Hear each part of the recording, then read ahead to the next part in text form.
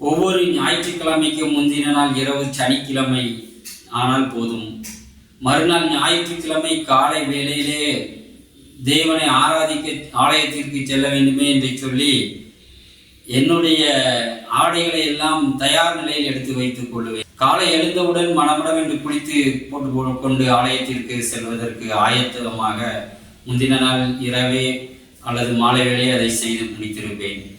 ஆம் பிரியமானவர்களே, நீங்களும் கூட இப்படித்தானே ஒவ்வொரு ஞாயிற்றுக்கிழமையும் ஓய்வு நாள் தோறும் தேவனை ஆராதிக்க செல்ல வேண்டும் என்று சொல்லி என்னென்ன ஆடை உடுத்த வேண்டும், எப்படி உடுத்த வேண்டும், எப்படி கடந்து செல்ல வேண்டும் என்பதாக நீங்கள் மிகவும் ஆயத்தமாய் இருப்பீர்கள்.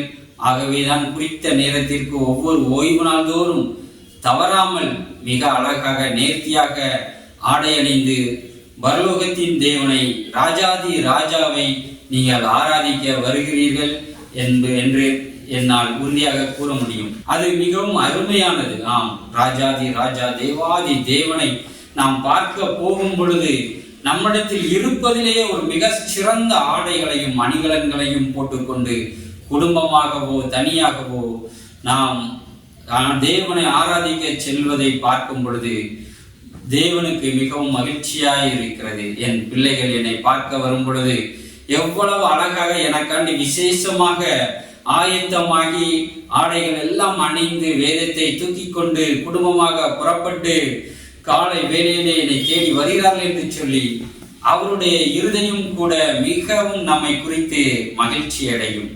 ஆனால் அந்த அலங்காரம் மாத்திரம் போதுமா?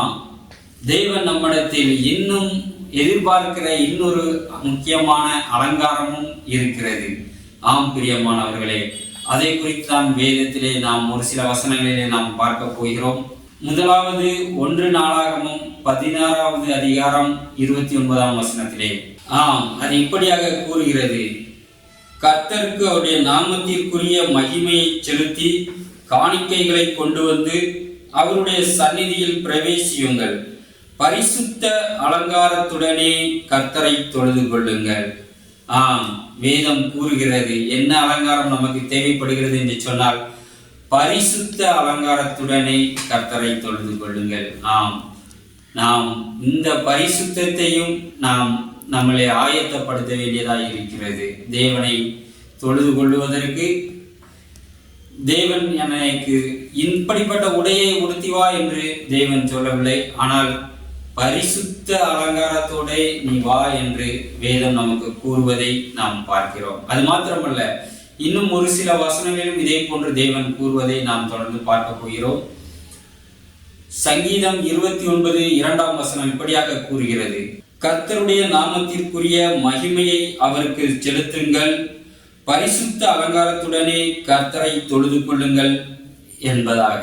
அது மாத்திரமல்ல, சங்கீதம் 96:9ஆம் வசனத்திலும் இப்படியாக நாம் வாசிக்கிறோம்: பரிசுத்த அலங்காரத்துடனே கர்த்தரை தொழுது கொள்ளுங்கள், பூலோகத்தாரே நீங்கள் யாவரும் அவருக்கு முன்பாக நடுங்குங்கள் என்பதாக. ஆம் பிரியமானவர்களே, நாம் பரிசுத்தத்தோடு வர வேண்டும், நீதியோடு வர வேண்டும். ஒருவேளை அப்படி நாம் வராவிட்டால் தேவன் எப்படி நம்மை பார்ப்பார் என்பதை குறித்து ஏசாயா 1ஆம் அதிகாரத்திலே நமக்கு எழுதப்பட்டிருக்கிறது. இனி வீண் காணிக்கைகளை கொண்டு வர வேண்டாம், தூபம் காட்டுதல் எனக்கு அருவருப்பாய் இருக்கிறது. நீங்கள் அக்கிரமத்தோடே ஆசரிக்கிற மாத பிறப்பையும் ஓய்வு நாளையும் சபை கூட்டத்தையும் நான் இனி சகிக்க மாட்டேன். உங்கள் மாத பிறப்புகளையும் உங்கள் பண்டிகைகளையும் என் ஆத்துமா வெறுக்கிறது. அவைகள் எனக்கு வருத்தமாய் இருக்கிறது, அவைகளை சுமந்து இளைத்து போனேன். நீங்கள் உங்கள் கைகளை விரித்தாலும் என் கண்களை உங்களை விட்டு மறைக்கிறேன்.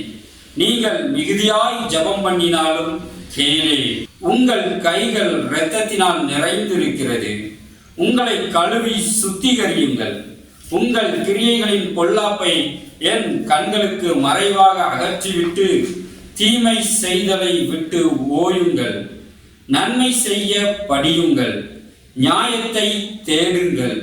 ஒடுக்கப்பட்டவனை ஆதரித்து திக்கற்ற பிள்ளையின் நியாயத்தையும் விதவையின் வழக்கையும் விசாரியுங்கள்.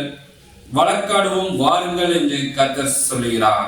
ஆம் பிரியமானவர்களே, தேவாதி தேவனை கோடானு கோடி தேவ தூதர்கள் பரலோகத்தில் சூழ்ந்து நின்று அவருக்கு முன்பதாக பயந்து நடுங்கி தங்களுடைய முகத்தை மூடிக்கொண்டு தேவன் பரிசுத்தர் பரிசுத்தர் என்று இரவும் பகலும் ஓயாமல் சொல்ல கேட்கிற தேவன் நம்மிடத்தில் எவ்வளவு தூரம் பரிசுத்தத்தை எதிர்பார்ப்பார் என்பதை நாம் புரிந்து கொள்ள வேண்டியது இருக்கிறது பிரியமானவர்களே. ஆம், அவருக்கு மிகவும் பிரியமானது பரிசுத்தம். சோத்திர பலிகளை காட்டிலும் பரிசுத்தத்தை தேவன் விரும்புகிறார். ஆகவேதான் தேவ தூதர்கள் இரவும் பகலும் சேனைகளின் கர்த்தர் பரிசுத்தர் பரிசுத்தர் பரிசுத்தர் என்று ஓயாமல் தங்கள் கண்களை எல்லாம் பொத்தி மறைத்துக் கொண்டு சொல்லுகிறார்கள். ஆகவேதான் நாமும் தேவனை தொழுது கொள்ள ஆலயத்திற்கு போகும் பொழுது தேவன் நம்மிடத்தில் அந்த அலங்காரத்தை எதிர்பார்க்கிறார், பரிசுத்த அலங்காரத்தை எதிர்பார்க்கிறார். நாம் பரிசுத்த அலங்காரத்தோடு நாம் தேவ ஆலயத்திற்கு செல்லும் பொழுது நம்மளுடைய ஜெபத்தையும் நம்மளுடைய ஆராதனையையும் தேவன் மகிமையாய் ஏற்றுக்கொண்டு அதிலே மகிழ்ச்சி அடைந்து அவர் நம்மை ஆசீர்வதிக்கிறார். தேவன் நம்முடைய ஆராதனை மூலம் மகிமைப்படுகிறார், மகிழ்ச்சி அடைகிறார். ஆம் பிரியமானவர்களே, ஒருவேளை நாம் அந்த பரிசுத்த அலங்காரத்தோடு இல்லாமல் நாம் தேவனோடு நாம் செல்வோம் என்று சொன்னால் தேவன் துக்கம் அடைகிறார். தேவனால் நம்முடைய ஆராதனையை பிரியமாய் ஏற்றுக்கொள்ள முடிவதில்லை. ஆகவே அவர் எல்லாவற்றையும் அவர் வெறுக்கப்படுகின்ற ஒரு சூழ்நிலைக்கு தள்ளப்படுகிறார். ஆம் பிரியமானவர்களே, இன்றும் கூட ஒருவேளை ஐயா என்னுடைய பாவங்கள் எனக்கு இருக்கிறது, எனக்குள் பரிசுத்தம் இல்லை என்று ஒருவேளை நான் எப்படி தேவனை ஆராதிப்பது? நான் தேவனை ஆராதிக்க விரும்புகிறேன், அவரை நான் ஆராதிக்க தொழுது கொள்ள பரிசுத்த அலங்காரத்துடனே தொழுது கொள்ள வாஞ்சிக்கிறேன் என்று இன்று நீங்கள் சொல்வீர்கள் என்று சொன்னால் அடுத்த வசனத்திலே தேவன் இப்படியாக நம்மை குறித்து சொல்லுகிறார். ஆம் பிரியமானவர்களே, ஏசாயா 1ஆம் அதிகாரம் 18 முதல் 20ஆம் வசனம் 18 முதலான வசனங்களிலே நாம் இப்படியாக வாசிக்கிறோம். வழக்காடுவோம் வாருங்கள் என்று கர்த்தர் சொல்லுகிறார். உங்கள் பாவங்கள் சிவேர் என்று இருந்தாலும் உறைந்த மலையைப் போல் வெண்மையாகும். அவைகள் இரத்தாம்பர சிவப்பாய் இருந்தாலும் பஞ்சை போலாகும். நீங்கள் மனம் பொருந்தி செவி கொடுத்தால் தேசத்தின் நன்மையை புசிப்பீர்கள். மாட்டோம் என்று எதிர்த்து நிற்பீர்களாகில் பட்டயத்துக்கு இரையாவீர்கள்.